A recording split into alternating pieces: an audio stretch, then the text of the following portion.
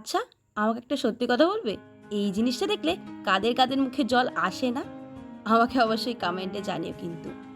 চলে গেছিলাম আমরা সবাই মিলে ঘুরতে। আর ফেরার পথেই এক জায়গা থেকে কি সুন্দর গন্ধরাজ লেবুর গন্ধ বেরোচ্ছিল।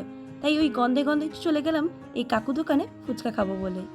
কাকু কিন্তু আলুটা বেশ করে মেখে দিচ্ছিল, বিভিন্ন রকম মশলা, তারপরে ছিল ধনেপাতা, ছোলা, পেঁয়াজ, আরও অনেক কিছু।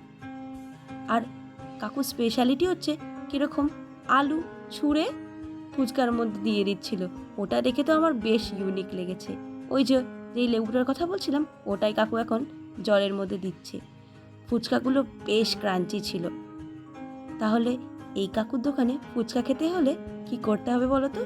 সোজা চলে যেতে হবে ব্যান্ডেল চার্চ। আর ব্যান্ডেল চার্চের পরেই লাটবাগান পড়ে। ওখানেই কাকু নিজের গাড়ি নিয়ে বসে। ধন্যবাদ।